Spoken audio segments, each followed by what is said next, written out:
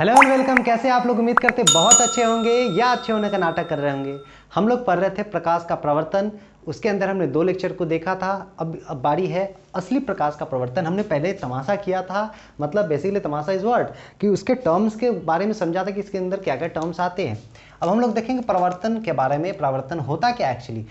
तो reflection of light के बारे में हम लोग देख रहे हैं, प्रकाश का प्रवर्तन देख रहे हैं। अगर अंग्रेजी की बात करें, इसका डेफिनेशन क्या हो जाएगा कि बाउंसिंग बैक ऑफ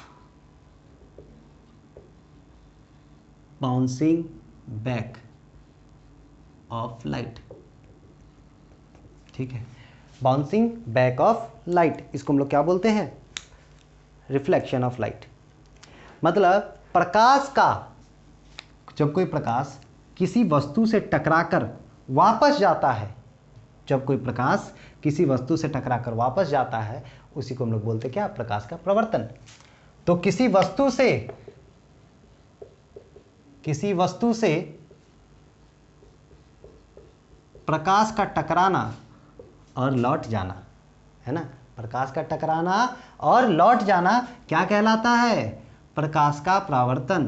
किसी वस्तु से प्रकाश का टकराना और लौट जाना, दिस इज कॉल्ड परावर्तन। ठीक है, समझ में आया? तो किसी वस्तु से प्रकाश का टकराना और उस प्रकाश का वापस लौट जाना परावर्तन कहलाता है। क्लियर है? ये प्रकाश का परावर्तन है। अब परावर्तन के कुछ नियम हैं, उस नियम को समझेंगे। तो नियम को समझने से पहले कुछ हमारा नियम है कि उससे रिलेटेड टर्मों को समझें कि उसके अंदर क्या आता है। पहले नियम क्या कहता है वो जान लीजिए। पहले नियम क्या कहता है तो अपने आप समझ में आ जाएगा। पहला नियम कहता है, हर घर कुछ कहता है।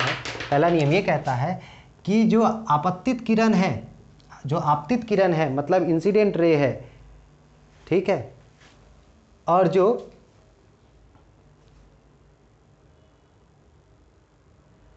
परावर्तित किरण है, मतलब जिस एंगल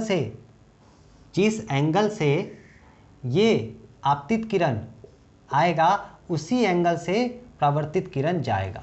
ठीक है, मतलब angle I is equal to angle R। क्या है, इस चीज को समझेंगे। अब अभी क्या बताया? जिस एंगल से आपतित किरण आएगा, इंसिडेंट रे आएगा, ठीक है, उसी एंगल से ये जाएगा भी।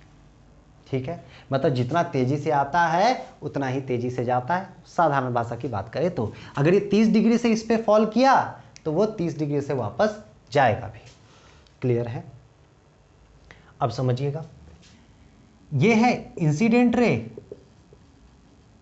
ये है रिफ्लेक्टेड रे। मतलब ये आपतित किरण, ये है आपतित किरण, और ये है परावर्तन या परावर्तित किरण। परावर्तित किरण। तो जिस कोण से आपतित किरण जाएगा, उसी कोण से परावर्तित किरण जाएगा। दूसरा चीज क्या कहता है, और ये बोलते हैं इंग्लिश में इसको नॉर्मल, और हिंदी में बोलते हैं इसका अभिलंब। और लंब हो गया तो नाम से ही पता चल रहा, अच्छा ये तो परपेंडिकुलर है। ठीक है ना, हिंदी में पता चल गया। तो आपतित किरण अभिलंब और परावर्तित किरण सब क्या है? सब एक ही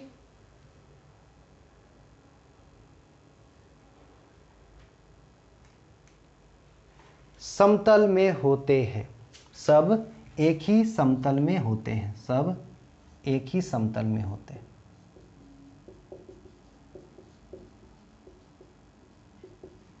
मतलब कहने का मतलब क्या कि incident ray, reflected ray, normal, all lies in the same plane. कोई ऐसा नहीं कि अलग अलग प्लेन में है। ये भी एक ही जगह, एक ही प्लेन में है। ये प्लेन चेंज हो रहा है क्या? नहीं ना। तो आपको पता चल गया, अच्छा मतलब दो नियम है। एक नियम कहता है कि आपतित किरण और परावर्तित किरण का कोण क्या होगा, बराबर होगा। मतलब आपतित कोण परावर्तित कोण क्या होता है, हमेशा बराबर होता है। तो angle I is equal to angle R, ये पहला। दूसरा क्या बोला, आपतित इंसिडेंट रे, आपतित किरण, अविलंब और परावर्तित किरण हमेशा एक ही समतल में होगा, एक ही प्लेन में होगा। ये कहता है आपको क्या, दो। तो आपसे पूछेगा प्रवर्तन के नियम बताइए। तो पहला नियम क्या कि आपतित किरण, आपतित कोण और परावर्तित कोण हमेशा बराबर होंगे। उसके बाद कि आपतित, अविलंब, परावर्तित किरण हमेशा एक ही समतल में होंगे। Angle I is equal to angle R, मतलब angle of incidence is equal to angle of reflection, and incident ray, reflected ray, normal all lies in the same plane. अब इसके अंदर जितना टर्म आ रहा है उस चीज को समझते हैं, है ना। यही मेरा था पहला। तो पहले अब हम जान गए कि अच्छा ये चीज है, अब इसके हम टर्म को समझेंगे तो बहुत आसान हो जाएगा मेरे लिए। आपतित किरण क्या है, किसी सतह पर, ठीक है, इंसिडेंट रे के बारे में हम जान रहे हैं, इंसिडेंट रे के बारे में समझ रहे हैं। तो किसी सतह पर कोई रे का गिरना, किसी सतह पर कोई रे का गिरना, ये कहलाता है आपतित किरण। किसी सतह पर पड़ने वाली किरण को आपतित किरण कहते हैं। मतलब जो रे किसी सरफेस पे फॉल कर रहा है उस रे को हम लोग क्या बोलते हैं, इंसिडेंट रे बोलते हैं, ठीक है। दूसरा, अब ये किसी बिंदु पे मिल रहा है ना, ये बिंदु पे मिल रहा है, जिस बिंदु पे मिल रहा है, जिस बिंदु पे गिर रहा है उसको बोलते हैं पॉइंट ऑफ इंसिडेंस, ठीक है। उसको क्या बोलते हैं, पॉइंट ऑफ इंसिडेंस। मतलब क्या, आपतित, आपतित बिंदु, ठीक है। मतलब वैसा बिंदु जिस बिंदु पे आपतित किरण गिरे उस बिंदु को हम लोग क्या कहते हैं, आपतित या आपतन बिंदु, ठीक है ना। आपतन बिंदु, पॉइंट ऑफ इंसिडेंस, सॉरी, आपतन बिंदु, पॉइंट ऑफ इंसिडेंस। जिस बिंदु पर आपतित किरण सतह से टकराती है उस आपतन बिंदु को, उसे आपतन बिंदु कहते हैं, ठीक। ये पॉइंट ऑफ इंसिडेंट हो गया। ओ, अब ये गिरा तो फिर वापस जाएगा, ये वापस गया, ठीक है ना, ये वापस गया, इसको क्या बोलते हैं, परावर्तित किरण। तो जिस माध्यम में से चलकर जहां से आए हो, जहां से आए हो वहीं चले जाओगे, अरे वही होता है भाई। तो ये जहां से आया है वहीं जा रहा है, ठीक है। तो वापस जाना, किरण का वापस जाना, यही कहलाता है क्या, रिफ्लेक्शन, सॉरी रिफ्लेक्टेड रे, ठीक है। रिफ्लेक्टेड रे यानी क्या बोलेंगे, परावर्तित किरण, परावर्तित किरण यानी रिफ्लेक्टेड रे,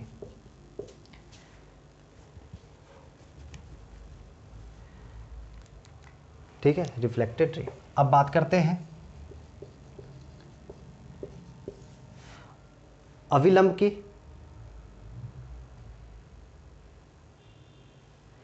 किसी समतल सतह के किसी बिंदु पर खींचे हुए लंब को उस बिंदु पर अविलंब कहते हैं।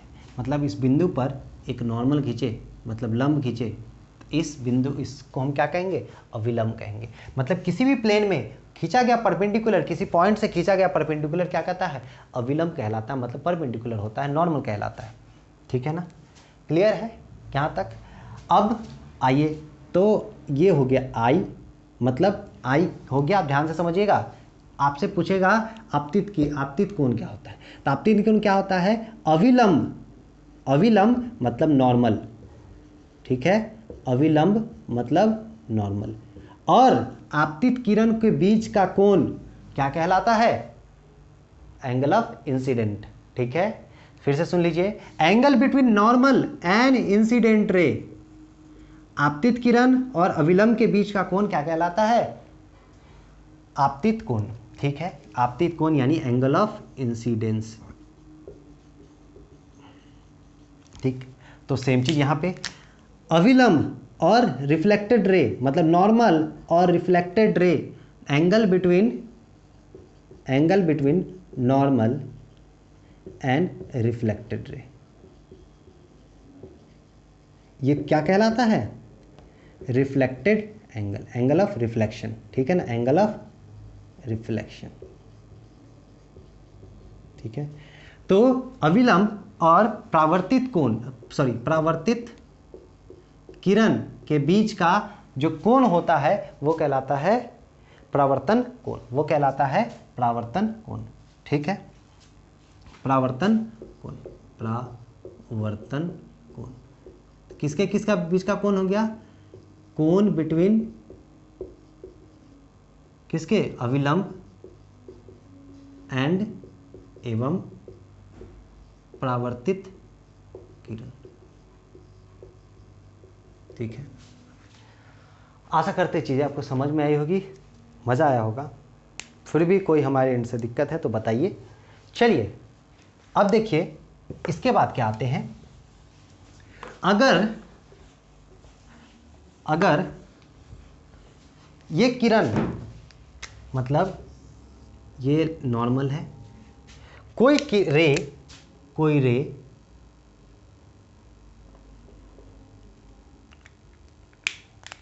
ये नॉर्मल, ठीक है ना, ये है नॉर्मल यानी